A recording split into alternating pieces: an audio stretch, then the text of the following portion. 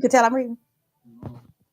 Welcome to Detroit Table Talk. I am excited to have a special guest with me on with us today. You can't see her yet, but you will in a second. Today I have Tina Michelle Jabaz. Ain't that a beautiful name? Tina Michelle Jabaz. Jabez. Jabaz. Jabaz. Jabez. She's a talented esthetician. I am. She is an entrepreneur. She's a community activist and an upcoming author whose work and dedication inspires so many. It also inspired me.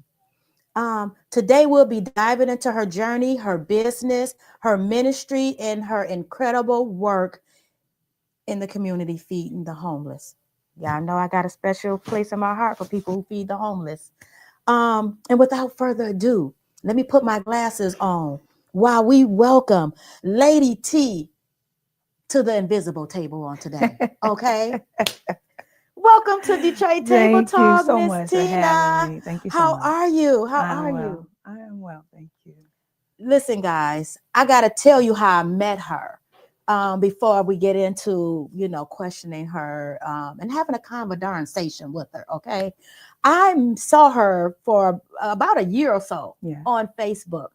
I always saw your pictures with you out feeding the homeless. Wow. Likewise. Feeding the homeless. And I had told a couple of friends, I said, oh, I got to link up with her. I said, because she's doing what I'm doing. Amen. So I was so excited. And we had a Feed the Homeless in July, this past July. And I was talking to my buddy, Dice Clark. And I said, I want to go downtown and feed the homeless and stuff. That he said, I got a young lady I know that I hooked up with. She does the same thing. He said, I'm going to, connect y'all too. You came out and you participated in feeding the homeless this July. I did. And I just amazing. felt like it was God connect because Absolutely I had seen it God happening Absolutely. before it even happened. I like that. And then when I met her, I just felt like it was what it was supposed to be. Absolutely. Yeah. Because we came right in, we got the work and we jailed just fine. Absolutely. No issues, no worries, no concerns. Absolutely. Yeah. So that's how I met Miss Tina Jabaz. Did I say it right or Jabaz? Jabez. Okay. Jabaz. Like Jabez prayer. Jabaz prayer. And we all know the prayer of Jabaz. Absolutely. Okay. Is that? Yes. No, that's not. Yes. It is? Yes. Wait a minute, that's how you got your name? Yes. Oh, tell us about that. I'm excited. But wait, baby, let me say this.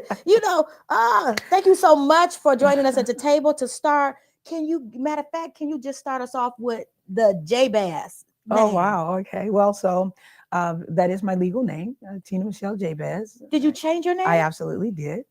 I absolutely did. And so if you know the story of Jabez, I felt that, that story in totality absolutely spoke to me in my life. The things that I had experienced in life from 0 to 51 at least, and once I started that journey of, I would say the Spirit of the Lord changing me, and changing my name into the destiny that He has for me. That was what resonated. And that is my legal last name. So just in case people don't understand what the name Jabaz mean? Mhm. Give them a small synopsis of what that means so they know how to connect it to your name. So the story of Jabez, many know the prayer of Jabez, First Chronicle 4:9 and 10. Uh, Jabez was the least honorable of his siblingship, and his mother called him Jabez because she bore him in pain. Mm. And again, that was the part. All of those parts really, jumped out there at me, immediately. And in the latter part of that, it's the scripture says that Jabez called on the God of Israel, saying, "Oh, if you bless me indeed, and Bless me enlarge my indeed." territory," and Ooh. and at the end of that, it didn't say how many days it took. It just said, and God granted him his request. And so that's what resonated. I get so excited about that. I have a book on the prayer of Jabez. Mhm. Okay, y'all know. I keep telling y'all I'm gonna take some speech classes. So, as I get older, I can't pronounce words like I used to. But I have a book on the prayer of Jabez. And let me tell you, that's something that I say over my life all the time. Mhm. Lord, enlarge my territory. Mhm. So that's something that God literally done in your life. Absolutely. And so, yeah, that's what I was, I'm watching, I talking about, talking about, um, talking about the street ministry, Yes. feeding the homeless. Um, I started out many years ago, myself and my daughters, going in the streets and feeding. We thought we'd done a great thing by feeding 10, 20 people on the holidays. And last year, God impressed upon me. It had to have been the Spirit of the Lord that impressed upon me to do what I'm doing now. Um, Once I got involved in that, it got bigger. It went from 10, 20 people to 200, 300 people. And, when I first went out, well, this year I first went out for my 52nd birthday. I did a warmth drive where I was only trying to feed 52 people because I was turning 52, and give them hats, scarves, gloves, and toiletries. And once we got there, the line just began to grow and grow and grow and grow and grow. And we went back the following weekend, and Okay. we did 52 times 3. Wow. And it just took off from there. So that was the first part of the expansion that I saw. And you have to be very careful what you ask God to do for you. But not only that was the first expansion, you got to go back. Mhm. Because while you were helping other people, Mhm. you were in need of help. Absolutely. I was And homeless. that's where God enlarged your territory. Absolutely. Listen, I'm so excited. When you said that, I said, I know you lied. Yes, ma'am. I was homeless, helping the homeless. The thing about it is, and we talked about this privately, the thing about it is, they want you to look a certain way. Yeah. The society wants you to look a certain way while you're, in a circumstance, in a situation. And for me, even though, I was in that circumstance, I still felt like that I was doing better than they were doing, and at that moment, that was when the Spirit of the Lord spoke to me regarding feeding them. If you love me, feed my sheep. And so, I thought, okay, I'm passing by these people who are homeless, and I'm in my car. I have hat, scarf, gloves. I have the little hot warmers in my mitts, and I had them in my shoes as well. But I was still cold in my vehicle, and so I'm thinking as I'm passing by these homeless people, like they don't even have the basic necessities. And so that's what prompted me to, okay, I got to do something. And so we started the warmth drive through myself and my clients, and some out of state. I can't even say how many people just put their hands to the plow and made it happen. But so, you know what? You said something that was very key. The Lord told us to feed the homeless. Absolutely. And it's amazing that we jump over all the commandments that God has told us that we are to do. We are to take care of the youth, feed the homeless and take care of widows and orphans. Yes. And we go on with life, and we'll walk past a homeless individual and won't think twice about that individual. And so, well, for me, that's why it became important for me to do it on my birthday. You know, usually our birthdays, we take that time to ourselves, and we plan a party. We get the DJ, we get the venue, we get 1 or 2 outfits, we get our makeup done, our hair done. You know, all of the planning that goes into, you know, doing an event in general. Yeah. And I thought to myself, you know, well, how many times, Tina, have you done a birthday party? I've done birthdays for as long as I can remember. Wow. And sometimes getting gifts and sometimes not getting anything at all, except for, you know, watching the people's party and drink my fine wine and drink, you know, and then go home. and go home. And some of them don't even bring you a card. Yeah, to they even say don't. happy birthday. That's right, you know. And so I felt like, okay, this is similar, you know, and going out and feeding the homeless, it was the same thing. I had to plan it, you know, I had to, you know, choose the venue. I had to get the food together, same identical thing, except for I was giving back to people who were in need. Yeah. You know, and so my 52nd birthday, you know, it just really, it moved me. You know, and that's kind of like another connection. And I never said this to anybody on my 52nd birthday. And I'm trying not to cry. I'm just like, you see me tearing right. up already. You see me right. My 52nd birthday, which was last year, I got food together and I went out and passed out food on my birthday. And then July of this year, Dice's birthday was in April. And for the homeless, Feed the Homeless that we did in July, Dice requested that, you know, we're not going to the bar. Yeah. No, if you want to be a blessing to me, that's right. come help us feed the homeless. Put it in the streets. That's right. You know what I'm saying? Let's put it back in our community. Absolutely. You know what I'm saying? And he's an amazing brother. Yeah. Yeah. So it was like, wow, I'm sitting here listening to you. And I know Dice's testimony, you know, about, okay, don't do anything for me. Come feed the homeless. I didn't even know that, but yeah. Now we can go later on and have a drink. But right now, this is what I'm asking. This is the task at hand. Absolutely. Absolutely. You know. And that's how I felt. You know, people were like, hey, Lady T, we know you're going to do something. And I said, well, like, and again, we'll talk about this later, you know, setting those boundaries. I already said what I'm doing. Yeah. You know, and people would try to talk you out of the direction that God has told you. Absolutely. Just for their selfish Absolutely. reasons. And I just, you know, I was steadfast and unmovable.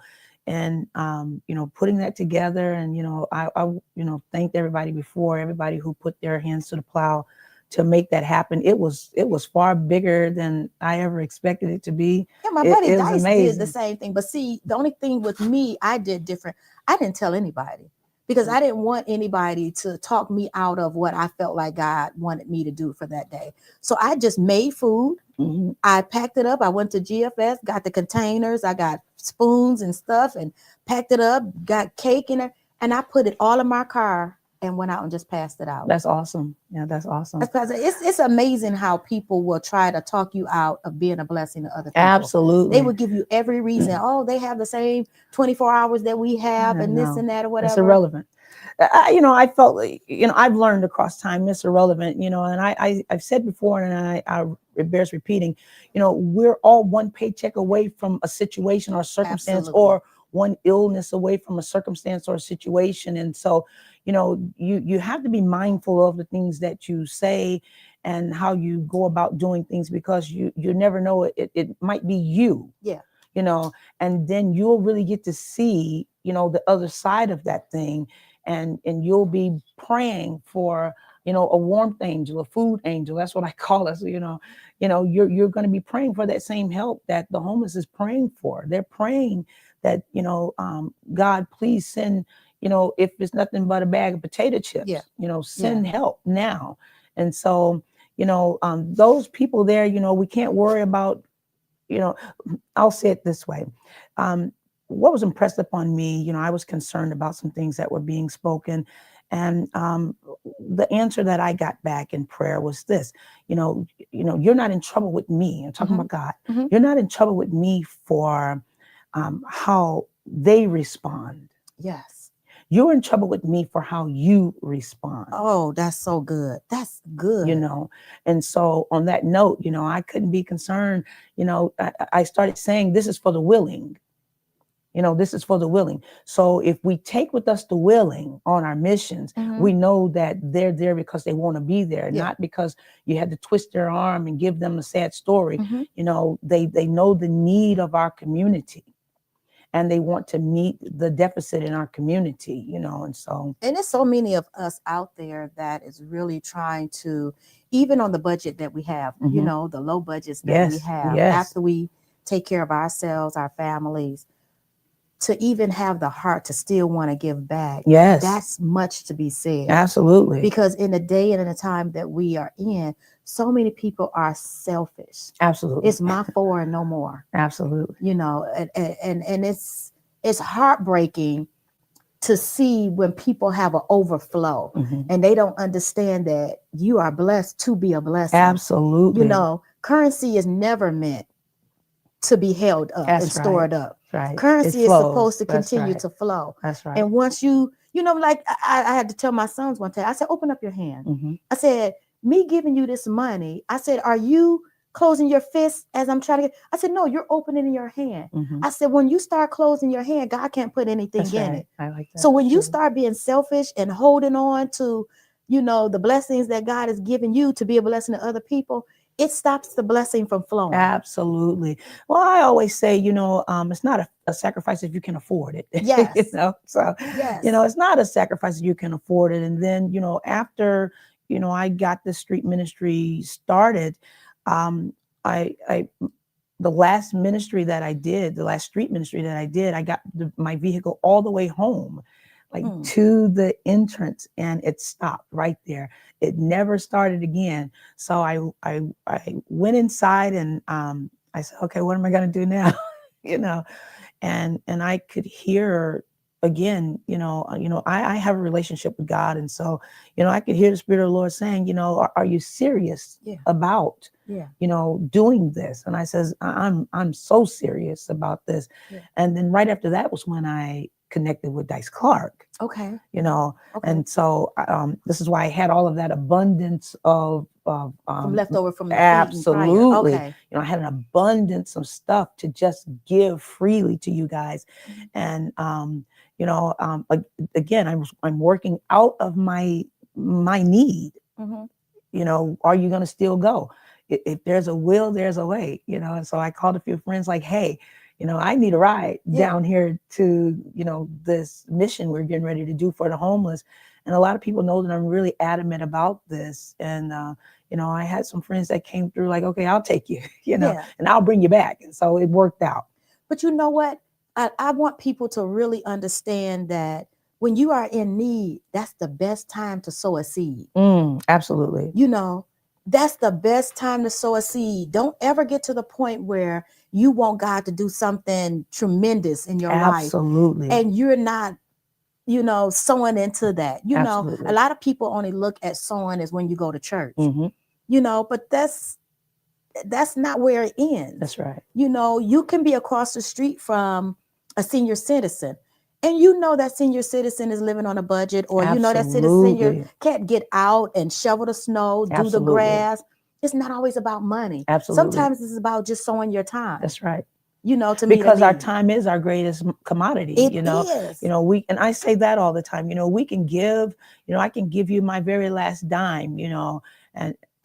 But if I take the time to do that, plus my time is something I can never get back. That's right. My currency, I can. That's right. And so time is our biggest commodity. And so when you find an opportunity to give it expressly to the senior community, expressly to the homeless community, God smiles on you. And our children. Absolutely. And the children for certain. I mean, because if you don't know, there was a part in the Bible where the children was sitting with Jesus, and it was like people didn't really want God to spend no time with the kids. And I sat there and I'm like, man, if you think about what's going on today, a lot of us, not me, but for the most part, not me, but a lot of us have taken on that phrase, YN. We'll talk about the young people, but we won't give our time, to help change the trajectory of their life. Absolutely. That's You so know, true if as well. you see them in need, why not reach out? Oh, but they ain't gonna listen to nobody. How do you know? Absolutely. Well, in my business, in my aesthetics business, I give back in that perspective to the young people as well. I come in contact with so many people, so many walks of life, and oftentimes you can look and see someone's deficit, Yes. without asking, without You don't even prying. have to ask. That's right. You can be a blessing. And so during the school year, especially around prom, and I'm a little slow here with this because my kids are adults and married, but a homecoming, with prom and homecoming, back to school, I absolutely so into the young people because times have changed from when we were youth to now. The youth are a little bit more savage, as the young people call it. Oh yeah. And so they judge from your head to your toe. When we were coming up, it was the same way, but now it's a bit worse. And so I absolutely so back into the young people. When they have good grades, I so into them. When they come in for services like brows or lashes, I ask questions and just a general conversation. Absolutely, just general conversation and knowing what's going on in your life, young lady. Or some of the young men come in for similar services, brows, and I have an opportunity to just inquire. And at the end of their appointment, they get ready to pay me, and I tell them pay it forward. Yeah. And so I give back there as well. So do you think that when you were experiencing some transition in your life, that's what made you want to help the homeless, or was it something that was already inside of you? So again, when my children were coming up, we would always go out, for the holidays, and we would get again 10, 20 meals out, and I thought I was doing a great thing. I didn't know the homeless But you community. were. Well, I just didn't know that the homeless community need. was so big, and so it was twofold for me.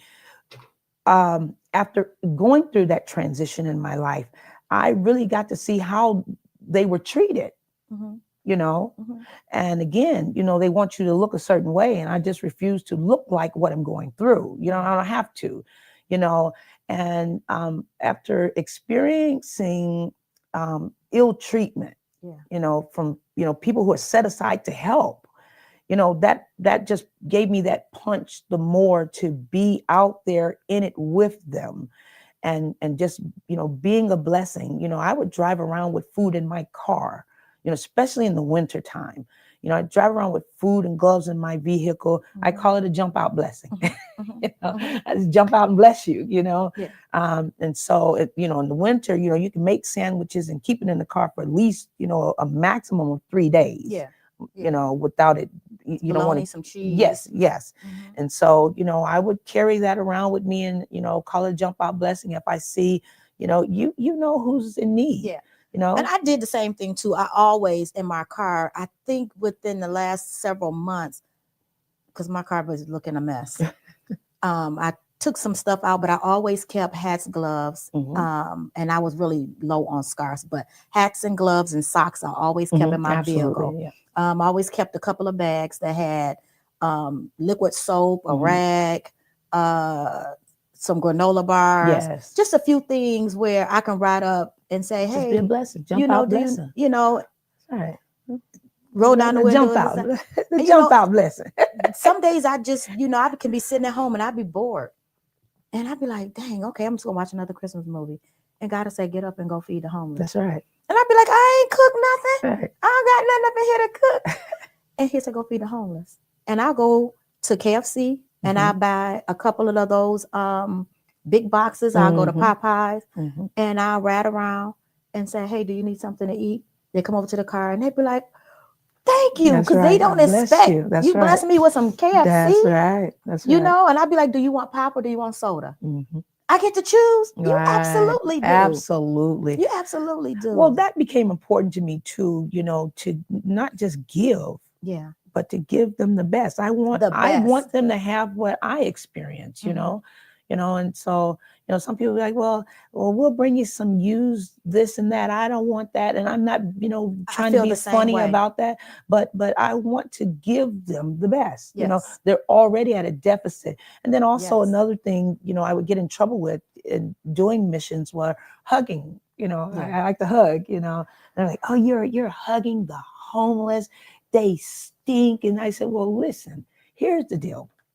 First of all, you don't know what that hug does for their posture, Yeah. their spiritual posture, Yeah. you know, and then their natural posture. Mhm. And then the next thing is, I'm going home.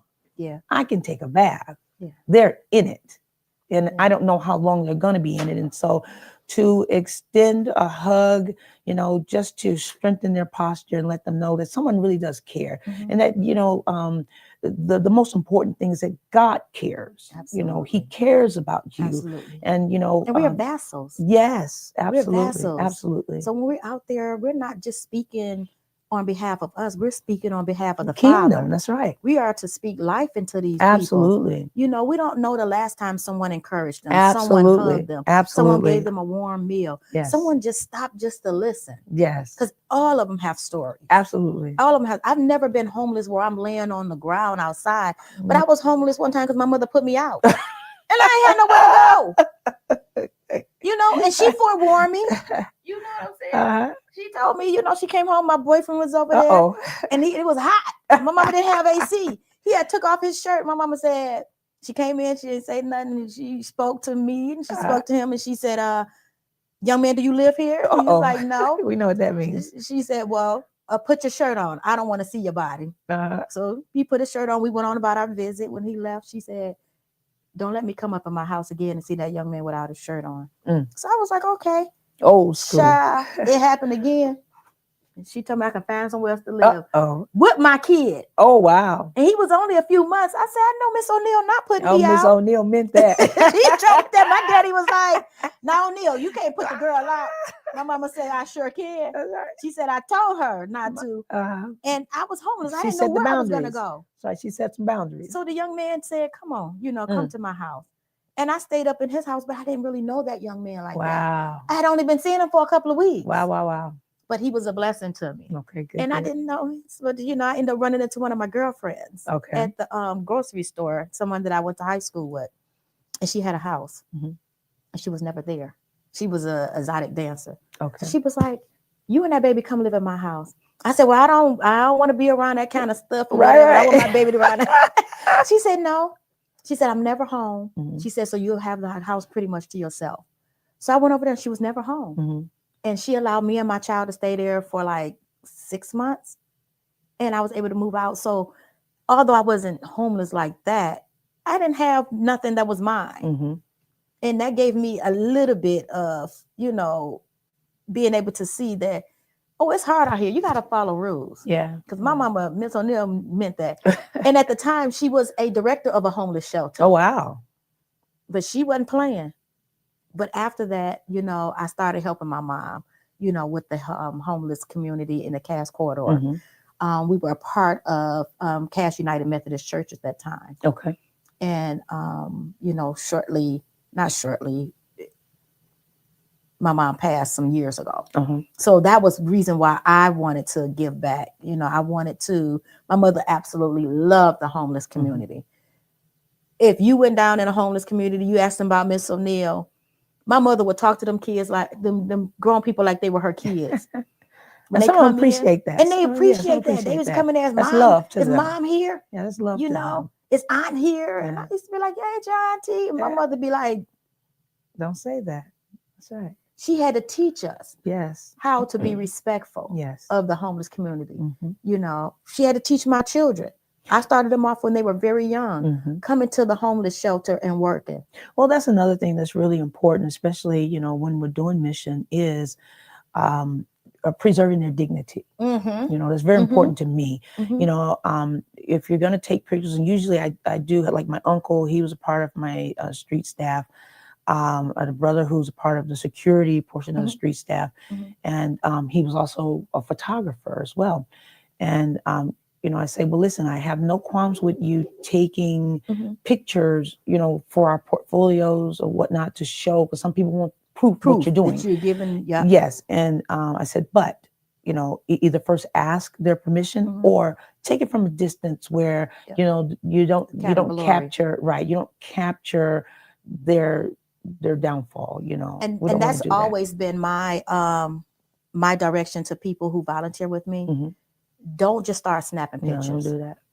We want to first of all ask. Mhm. And sometimes we just have to discern, Mhm. where Yes. people are. Yes. Maybe they don't really know if they want to be out like that. So And then a lot of capture them, the back of them. yes, and Capture the back yes, part of ma'am. them. Then a lot of them, people don't even know that they're in that space in their life. Mhm. Like for me, some people knew I was in that space.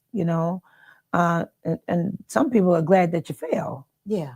Yeah. But you know what? If you can remember when we fed the homeless in July, it was a lot of young people, Mhm. young men that were in their early 20s Mhm. and stuff. So time has changed. It has. People don't want people to know that they are down and they look like Right. that. Right. So we definitely want to be respectful. Absolutely. Now let me ask you a question. Sure. When you were homeless, did you find that people that you knew in your family helped you more, or people that you didn't know helped you more? Again, some people are glad for your downfall. Mhm. Some people are praying for your downfall, and so, and then, some family members, wanted to know what was going on, not for the sake of helping, but for the sake of getting your business, and, my circumstance was a lot different because I was helping a family member. Mhm. And once he got well, there was no more need for me. And so that's how I ended up in the circumstance that I was in. A Mhm. lot of people, know that portion of the story, Yeah. but I had to do it by myself. It was me and God. It Mhm. really was. It was me and God. Because again, people will judge you. They want you to look the part, and I just did not look the part. They were Mhm. still looking at handbags that I got at Marshall's. Mhm. Mhm. Like, this is a handbag from Marshall's. It may have cost me $15, Mhm. but they were judging me by that handbag. They were judging me by my attire. But you Judging. see that now. Yes. People want people that look a certain way or Absolutely. put off a persona. Yes. They don't really want people that are really in the trenches. No. You know what I'm saying? No. And you see it all the time. Yeah. I know that at some point you decided to open up a business. I did. I took Now, that where jump. did that come from? Because every time, well, the last couple of times I've seen you, your eyebrows be on fleek. Thank Her you. makeup be tight, y'all. And I absolutely love the way she dyes her hair and Thank you stuff so like much. that. But you're always put together. Thank you so much. Now, did Well, you grow up like just, doing the cosmetic? I did not. We grew up very poor. We grew up very poor, Whoa. and we were eating out of garbage cans. There's a story to tell. There's a story to tell. She got to come back and tell that story, Yeah, guys. there's a story to tell, and I just say, by the grace of God, I'm still here by his grace. And so the business, I always aspired to own a boutique. Okay. Coming up, I knew I didn't want to do hair. I knew that for certain. It was too much of a responsibility. Okay. Because if they were like me about my curls, I didn't want one curl out of place, so I didn't want to be. So you're a perfectionist? Yes, I didn't want to be responsible for that, And so in Mississippi, it was kind of new to our community about aesthetics. We knew about cause. We knew about nail techs and barbers, but we didn't know anything about aesthetics or estheticians. And so I, started the program in Mississippi, and then I finished the program in Virginia. So you were born in Mississippi? Well, I tell people I was born here by accident. Okay, but you really fit in Mississippi? I grew up in Mississippi, but my mother gave birth to me at Hutzel Hospital here visiting her sisters. Okay. Yes. And so that's why I say I was born here by accident. So I was born. But yeah. And so I grew up in the South. I'm a Southern girl for sure. I'm from Wiggins, Mississippi. Shout out to Wiggins, Mississippi. I don't even know where that's at. See, I'm a country girl for real, you know. I love it. And you know, again, I ended up getting my licensure in Virginia, Okay. and it just took off from there. But prior to that, I was here in Michigan. I was living here. At some point, we came here as a teenager, 17, 16, 17, 18 years old. And around maybe my mid 20s, I became a lash technician. Okay. Back then, you know, you could just say that you had a license. You really didn't need it. Yeah. You know, the foreigners weren't looking at that. They were just looking at, could you do the work? Yeah. You know, Yeah. and then they charge you 50%. I'm gonna get some lashes one day, guys. Well, come on. Every time I get some lashes, I can't see. Nice. I'll be like having to hold my eye. Well, that's what I started out as. I started out as a lash technician. Strips or the singles? I started out doing individuals. I just learned that there was individuals. I didn't have no clue. Yes, so there's individuals and there's strips, and then there I didn't have a clue. are extensions. And so, Okay. you know, but I started out, you know, as a lash technician. Back then, Black girls couldn't do the waxing services. You know, we were only allowed to do the lashes part Okay. in the nail salons. And so I ended up just making this my career. I went to school, got my licensure, and in 3 states, I'm licensed in 3 states. And, you know, there you have it. But Now I love the way you say licensure. Because down here we just say, do you got your license? yeah. You know, she's pronouncing it the right way. We say estheticians. What did you call it? And aesthetics. Aesthetics. Aesthetics is the name of that core group. I didn't know that. And then an esthetician is what you become. Okay. Okay, don't play with her. I didn't know that. Yeah. So aesthetics is your skincare, lashes, brows. So what do you do? You say you do I the do- eyelashes, I do all. brows. I'm full spectrum aesthetics. so skincare as well. Skincare as well. I specialize in ethnic skincare. Do you? I do. Okay. Yes. Because we got a couple of us, you know, we need some assistance. Absolutely. I specialize in ethnic skincare. Wow. Wow. So you were telling me a story. I hope I'm okay saying this story. I'm listening. I probably should have asked before. Y'all tell me stuff. I don't say nothing, and I don't think it's bad or anything right. like that. So I wouldn't disclose anything like that. But you said something to me that I thought was just like so cool. You said that when your car broke down, right after you fed the homeless, Immediately. it broke That was down. my last. But you made it to the house I made before it. it stopped. It got me right to the driveway, Mhm. and it never started again.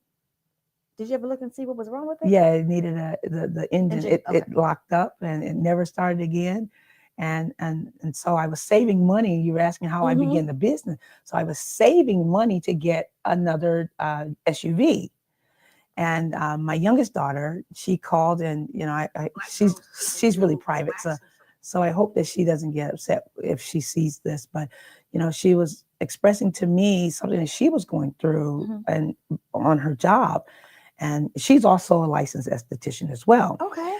But she's multi-talented, and Okay. so I says, young lady, I says, you have too many skills, you know, to be pushed around.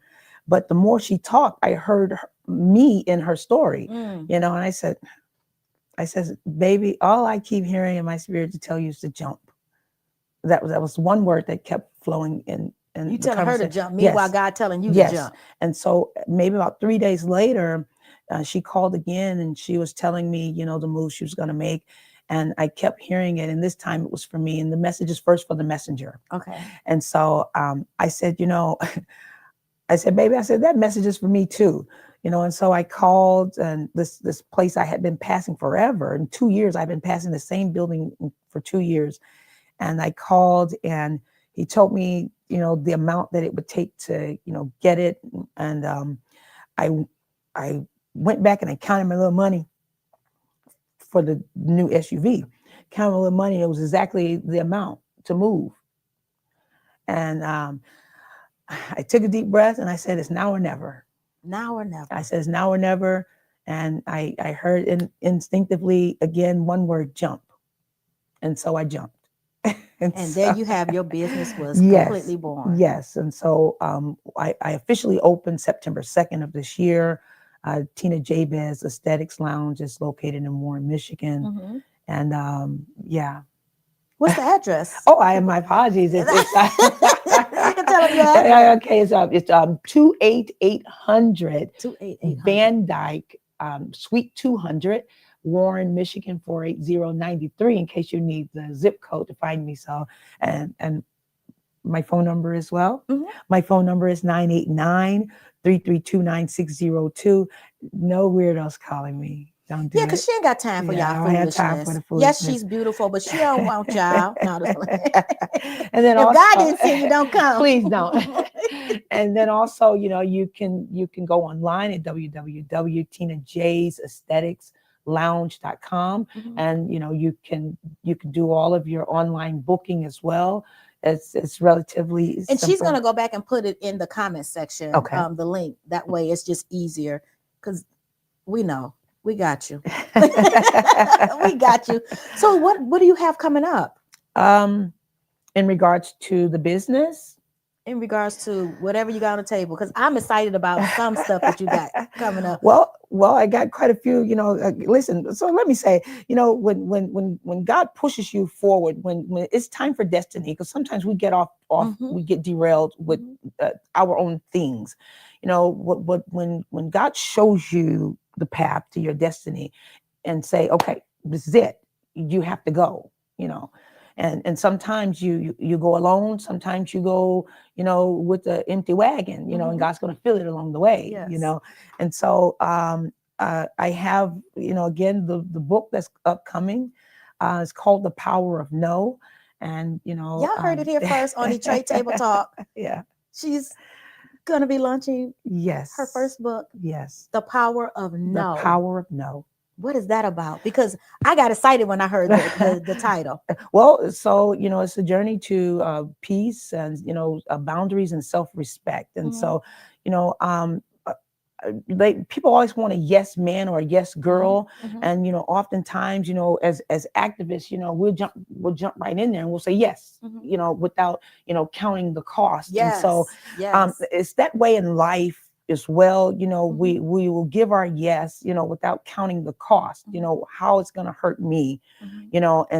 and so I need that book so bad, y'all. Y'all don't even know. I feel like it's going to really help a lot of people. Even in going back reading the things that I had written, tears flowed, because it was a breaking that was happening, and delivering this information to the public, Mhm. my personal life to the public. And I was going through a breakup. It's what really pushed it, because I had been like writing little things here and there. Mhm. But what pushed it was that the catalyst was saying, you know what? No, I'm not going to do anything else. Mhm. I'm not going to go there. I'm not going to yield any of my time, talent, or my treasure any greater than I have. And that next morning, I woke up from that instance. I woke up, and one more time, I spend a lot of time with God in the morning. People know, do not call me between this time of morning, Mhm. because I'm meditating. Yeah. Even homeless, I was still meditating. Yeah. And when I turned over that morning, the Spirit of the Lord said, "There's power in your no." And I said, "Huh?" I was still like kind of asleep. I rolled over. Oh, that's a blessing. I said, "Huh?" And I heard it again. There's power in your no. And I want people to really understand what she's saying. There's power in no. And I had to learn this, and I'm still learning it. Mhm. I've learned it with people. Mhm. Now I have to learn it with my children. Because absolutely. we don't understand that no is a complete sentence. Absolutely. You don't owe anybody the explanation of why you're Absolutely not. saying no. Right. No is a complete sentence. Absolutely. And no means no. Absolutely. And then also, again, we're so used to we're so used to no being a negative thing. Yeah. You know, um, once I heard that in my spirit, and I understood that, okay, this no, Mhm. this no is a positive. This no is going to not just set you on track to your destiny, but it's going to, help other people solidify boundaries and Mhm. solidify the peace within themselves Mhm. and the self-respect that we owe to And it'll ourselves. stabilize your mental capacity. Absolutely. I mean, we don't understand a lot of mental health issues we have because we don't know how to say no. Absolutely. We push ourselves, we overextend ourselves, Absolutely. All and of that. people will keep pushing Taking and and taking. taking and taking. Absolutely. And then you somewhere in a hospital, you somewhere laid up, Or can't you're move, gone. or you're gone. And they find, listen, And they find somebody else I tell that they my can get friends over that on. all the time. Listen, you have to say no. Now, it's powerful to me now. I practice in the mirror. No, no. No.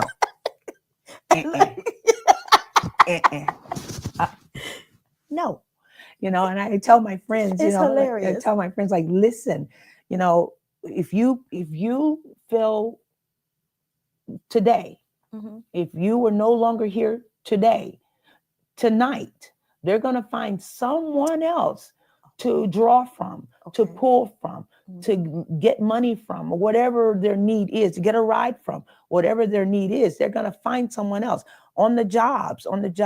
If you fail today, they're going to bridge that gap. They're going to call somebody in to Yep. cover your shift. And Yep. they may, at the anniversary of your passing, say, something kind about you, but on the But norm, not likely if you ain't been there for 20 plus years. and they might not then neither. Okay. And so, again, the power of no is establishing boundaries for Yeah. you and others, and getting on track with yourself, because we're so far, a lot of us don't even know what we want. Yeah. Yeah. That's a whole nother topic. Yeah.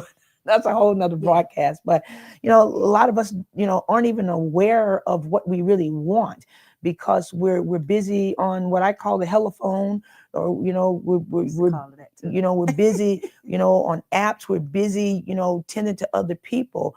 We really don't know what our yes and our no truly is. Yeah. And when you learn that no is a complete sentence, when you take that step back and you establish those boundaries, you really begin to put your life in order. And the peace that you get from it is amazing. Listen. This past couple of weeks, I was talking to one of my buddies, and just go. Mm-hmm. And for the last couple of months, I've just been feeling so overwhelmed, like just overly extended, just adding more stuff to the table. I'm not thinking about nothing. I'm just, somebody has a need, I'm trying to meet their needs. Absolutely. And this and that. And I felt like I wasn't stable, not so much mentally, but I can feel my equilibrium off. I can feel that something was starting to take place in my body. And I was just like, okay, I got to take some days off. Absolutely. I took some It's days important. off, and I made doctor's appointments to, make sure I was okay. And if I didn't, I can be right now laid up in the hospital bed. Absolutely. My iron level was extremely low.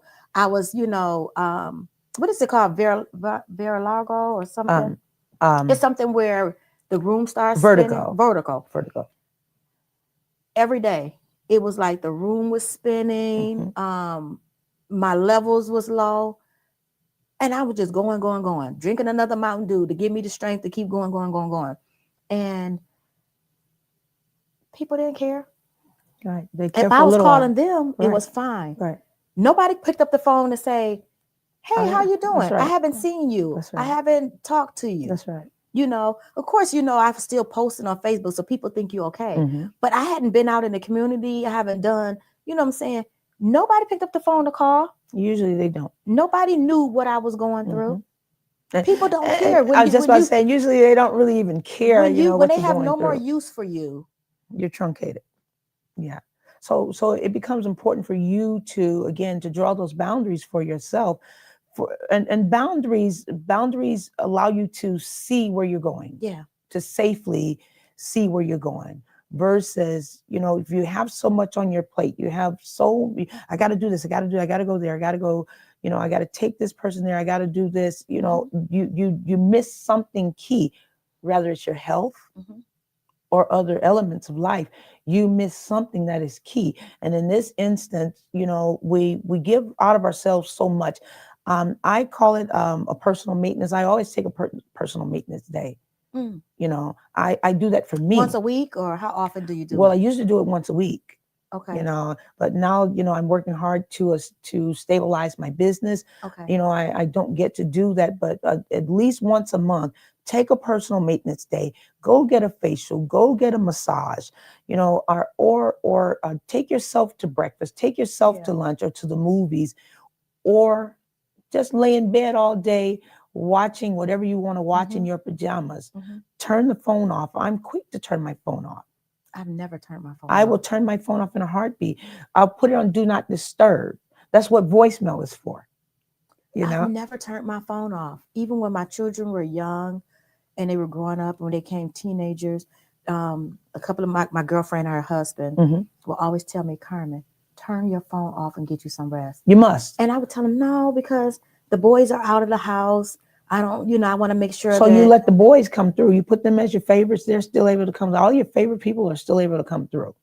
to turn it off. And you just put the rest on do not disturb. I do that nightly still. The only time Wow. I wasn't doing that is when my brother was really, really ill and I was taking care of him. Mhm. I wouldn't turn the phone because doctors might call or something like that. But once I began to establish my boundaries, I absolutely turn the phone off. I put it on do not disturb. It goes into do not disturb nightly at 9 p.m.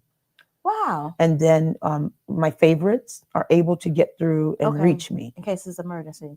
Now, what I have been implementing for the last couple of weeks, now it may not be much to y'all, but it's a lot to me. Because I'm in a hustle and a bustle. I'm at work.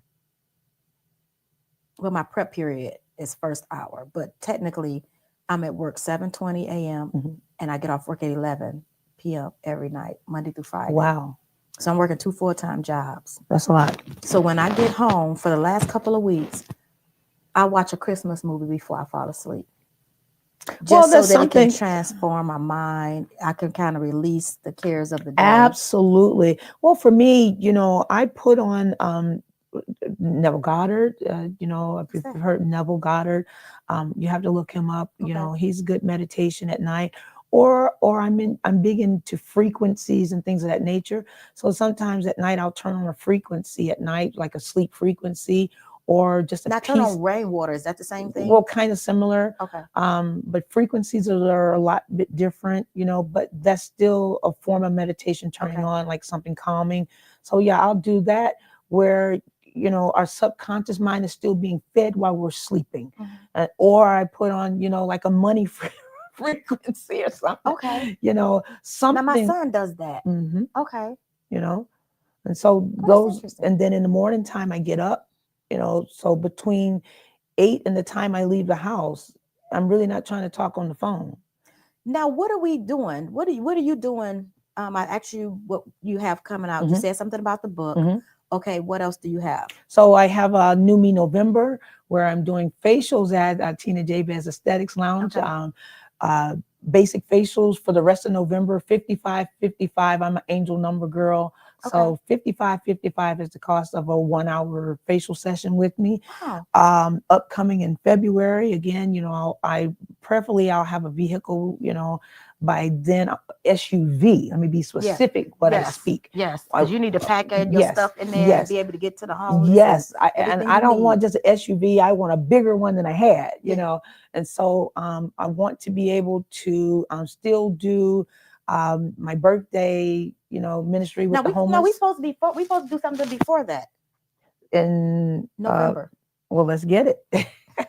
My mother's birthday is November the 26th. Okay. I didn't want to do anything big, but I did want to do something with feeding the homeless. Okay. So even if it's, you know what? Maybe we can do this. I didn't think about it until just now what you said.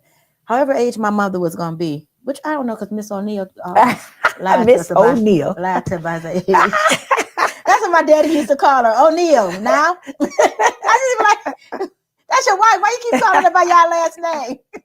That's But the country. 26th is my mother's birthday, the day Okay. before Thanksgiving. Okay. And regardless if I have anybody or not, I'm going out to, feed the homeless on her birthday. Okay. Well, let's put together a menu. Mhm. I'll do what I do. know. I get on the horn and, I say I talk. Sometimes people listen. My clients are I just want to do ginormous. spaghetti. I want to do some chicken minor. Okay. and some bread. Okay. That's something minor. We can make that happen. Yeah, because I don't We're want people gonna to make get it happen. interrupted. I know. I get it, guys. I don't want people to get interrupted in their Thanksgiving. Well, so I stopped giving people that option. Okay. So you have to stop giving people the option to say no. Okay. Okay. Okay. So again, we want the willing. You always want to take with you the willing, because the willing is the winning team. See, she teaching me. And so, you say what you want. Okay. I want spaghetti, I want chicken, and I want some slices of bread. And we want to, preferably, for me, I like to go out on the actual holidays, Okay. because no one's wrapping their arms around the community on the actual holidays. We're busy doing what we do with our families. And I say, well, you've been eating with the same people for about 50, 60 years. Now, I work every Thanksgiving. Okay. So I try to, I know for the last 3 years, I have partnered with Dice and his partner, Aaron. Okay. They feed not the homeless, Jesus. Y'all see where my heart is. They feed the seniors. That's important. So they have a couple of senior apartment buildings. Okay. That they go and they have a spread. On the actual holiday or no, the day before? It's that Saturday before. Okay. And we feed the community in that apartment. I think now they have like 7 apartment buildings. Okay. And I think, if I'm not mistaken, they just added some additional. Okay. So we definitely need volunteers for all the locations. But we feed the seniors, and then people come and they sit and they talk to them. Mm-hmm. So we do that. Now, if I'm not mistaken, I think I am supposed to do something on Thanksgiving with a couple of social worker friends in the district. Okay. Because I'm closed on Thanksgiving. Are you closed? Okay. I'm closed. My business is closed on Thanksgiving. Yeah. And I'll put my boots on and get out there. So I know we're supposed to be feeding the vets. Okay. So I need to find out the actual date. But the actual date you need to know right now is November the 26th. I will make sure that I update the Detroit Table Talk page as well as my page for whatever we're doing on the actual holiday. Okay. Just a couple of hours. You guys can, you can go and stand out there at that parade to see the same floats every year. You can go feed the vets or the homeless. Okay. Or the senior citizens. That community is always at a deficit, because they're on fixed incomes. I try to tend to them year round. Yeah. I would say I'm starting something. I haven't put out all the flyers, but I'm starting something where we go and sit in a convalescent home. Mm-hmm. And just sit and have game night with the seniors. That'd be awesome. They love that kind of stuff. Mm-hmm. They love hugs and desserts, they love fruit. Desserts and conversation. Yeah, they love fruit and conversation. And so, they appreciate seeing us. Yeah. They call us angels and I call them angels, mm-hmm. because there's an exchange that happens there. It's a blessing to be in their presence, as far as I'm concerned. Do you remember, I don't know if you were here in Michigan, but Rico, I don't know if you remember, we used to have where the seniors would come into the schools and they would be grandparents.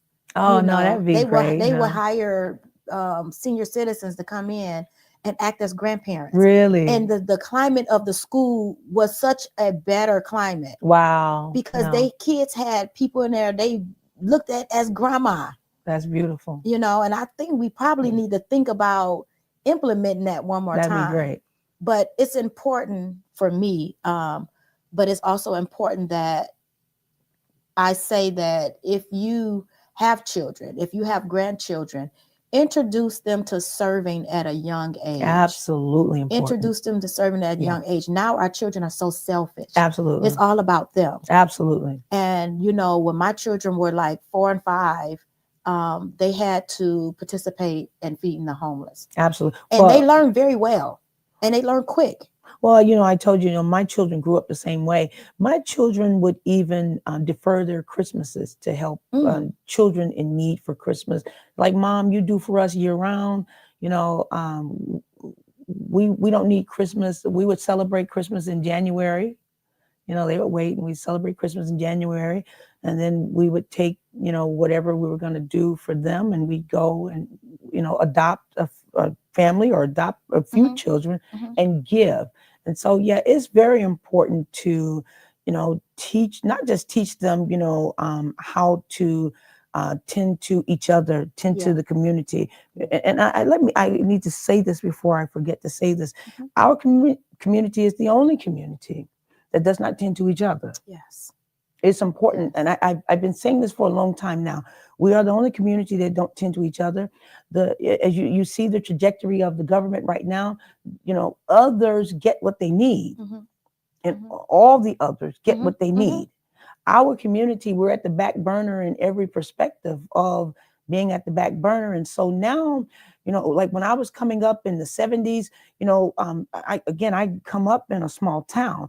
And so, you know, it was nothing for us to be eating at the neighbor's house without them talking about us, you know, or them being at our house, or, you know, doing a community event and you knew that you could just walk up to and you know, get a plate without being ostracized for doing so. And so, you know, we're going back to that time where it's needed for our communities to be more cohesive. We have to, you know, and you know, there's nothing wrong with making some sandwiches and giving them away. You can tell when there's a deficit in someone's life. Like when I lived in Grosse Pointe, there were some neighbors above me. They were Caucasians, and it was more. They were who? Caucasians. Okay. I don't know what that means. They're from the Caucasus Mountain. Oh. They're from the Caucasus Mountain. Okay. They're Caucasians. Oh. Yeah. I was sitting here and I was listening. I said, wait, what? I was on the delayed reaction. Okay. Yeah, it's from the Caucasus Mountain. But yeah, and so you don't get me in trouble. You don't get me in trouble on here. I'm sorry. But you know, the mother and the father, they didn't work all day long. The kids went to school. They were very talented kids too. They all played instruments, and I would listen. You know, I'd be downstairs listening, play the piano, and you know, blow their horns and stuff. And the parents were terrible. I'm so glad I'm releasing this. The parents were terrible parents, and you know, they would make the kids work. You know, and you could see by looking that, you know, there were some things missing there. And so every morning I used to take a basket with like granola bars and Nutri-Grain bars and all kinds of stuff that I knew kids liked. And I put it on the steps for when they were going to school, you know, they could grab, you know, and then, you know, I put pizzas out there, you know, in the evening time for them to grab them, you know, and just, you know, it costs a little bit to be kind. You know, sometimes they say, you know, it costs nothing to be kind, but sometimes it costs a little bit to be kind. And you know, the songwriter said, love's in need of love today. And that was so many years ago. I'm 52, and I'm telling you that love is still in need of love today. You know, God will use the smallest things to confound the wise. You know, and I thought about it. I don't know why in this season I feel like the phrase or the word that God has given me is something that we used to say back in the old days. You know, New Jack City. When God showed it to me, he showed me New Jack City when they were at the table. And although, you know, say, God, why wouldn't he use that, you know, New Jack City? No, but he said something, and by my brother's keeper. And we have to get back to really believing that we are our brother's keeper. Absolutely. You know, when you hurt, I hurt. Absolutely. You know, because it affects our community. Absolutely. But people don't see that, you know, people are quick to be like, oh, well, that's a you problem, not a me problem. And I think that's where I get in trouble, you know, with myself is, you know, I can't walk by. I don't have to know you to love you. Yep. You know, I don't have to know you to make sure to ask you, hey, are you okay? You know, hey, can I pray for you? You know, and even if the answer is no, I'm going to still say, hey, I'm praying for you. You know, whatever it is you're needing God to do for you, I just want to touch and agree, and it's done, because that's what the word says anyway. It says we're supposed to touch and agree. And so whatever it is that you believe in God to do for you, I'm just going to just touch and agree that God sees your deficit. Now, I And- don't be touching and agreeing with everybody. People get mad at me. I don't touch and agree with everybody. Because Well- if your desires is not the desires that God has for you, don't be calling me asking me, can you touch and agree with me? I'll be like, what am I touching and agreeing about? Well, that's fair to ask. you It's know. always fair to ask, what you're touching and agreeing on. Yeah. And I'll give you this story, for instance. I had a cousin, and she's one of my favorite cousins, and she passed on maybe about 4 years ago. And they called me on the phone the morning of her transition, Mhm. and or maybe the day before. And they said, cuz she talking right now, she wants you to sing. And then the sister said, I want you to pray. And I said, well, okay, pray on the phone. And then when I went to pray, like nothing came out. It was the first time that I ever went to pray and nothing came out. And I was like, well, that's strange, And so I went ahead. I said, well, let me go ahead and sing this little song, So I sung my song, and I was led to say to her, hey, listen. I said, whatever it is you're believing God to do for you, I said, I just want to touch and agree that it's done. Mhm. That night she passed. Mm. Okay. And so, and what I learned from that instance was this, sometimes, when people ask you to pray, Yeah. you're praying from your eyesight, your Yes. spiritual sight Yes. and perspective. Yes. You're not praying from their spiritual Mhm. sight and perspective. And so, when you allow that to be, I just want to agree with you, whatever it is that you're believing, Mhm. it is so. Mhm. Rather it's, God don't let me stomp my pinky toe. Mhm. Whatever it is, Yeah. I'm just touching and agreeing. Mhm. Now, in regards to people touching and agreeing with me or praying for me, I don't want you to pray for me. I want you to pray with me. Yeah. Because if you're praying with me, then I know that we're touching and agreeing. This is too good. We have to bring Miss Tina Jabez back because we got a lot to talk about. Yes, indeed. But but listen, as we wrap up, what message or words of encouragement would you like to share with the listeners? Oh, wow. Never ever stop believing in yourself. Rather it's a dream that's been on hold for 20, 30 years. Never ever stop believing in you. Put God first, and always be kind to people, because you never know what they're going through. And just trust God for whatever your next step is, and never, ever, ever be afraid to jump. Thank you so much. You're so Miss very Tina, welcome. for sharing your story and inspiring not just me, because I'm sitting here and I'm inspired, but hopefully the listeners that was on today. Thank you so much for inspiring them. Remember, you too can make a difference Absolutely. in this community. You too can step in and change the trajectory of somebody's life. It doesn't Absolutely. even have to be a lot. That's right. Just do what God has called you to do. And I promise you, it will change a person's heart. It will change the way they see life.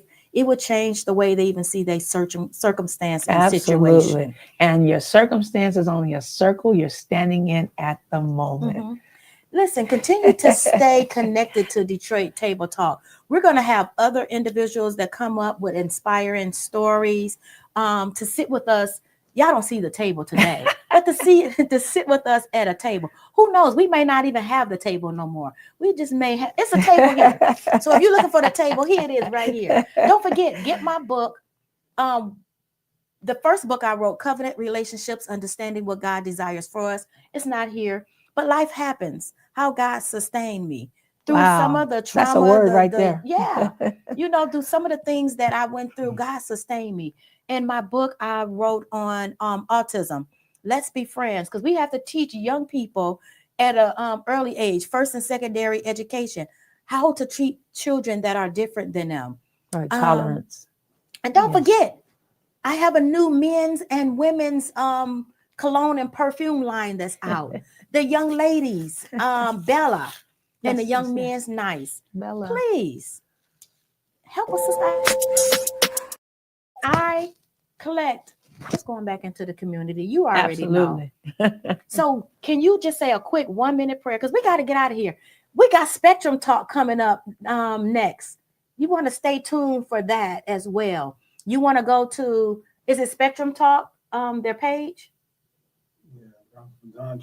Dr. Vatanji Kendricks Bailey page, and you will be able to connect with that. And then after that, we have What Up Doe podcast. Listen, you got back-to-back, podcasts that bring you information about the community. If you want to stay connected to what's going on, you can tune into either one of those podcasts. You would definitely be connected. You want to say a 1-minute prayer? 1 minute prayer. Woo. Father God, we thank you for this day. We thank you for this covenant relationship that you have birthed here. Father God, we ask that you will bless that this relationship grows and grows and grows. And Father God, we ask that you will meet the needs of the people in this time of deficit that's happening all over the world, Father God. I ask that you will meet the needs of the people, and especially our community, God. I ask that you will just continue to cover, Father God, keep our kids. Our kids are going through a tremendous changeover, God. Keep the children, Father God, and I ask that you will just bless and meet the needs of Miss Carmen Evans, Mr. Dice Clark, everybody that is touching the community in such a phenomenal way. God, meet the needs of the people in the mighty name of Jesus. And my engineer, Rico. And don't forget Rico, the engineer. And we just thank you for your manifold blessings. And we thank you for what you've done. We thank you for what we've gone through that have made us greater and better and bigger people. And Father God, we ask that these stories that people sit in these chairs and tell, God, absolutely make a difference in the lives of the listener. And God, we ask that you'll just do it now in the mighty. We know that you're going to do it now in the mighty name of Jesus. We pray and we say thank you, Lord, and amen. Until next time.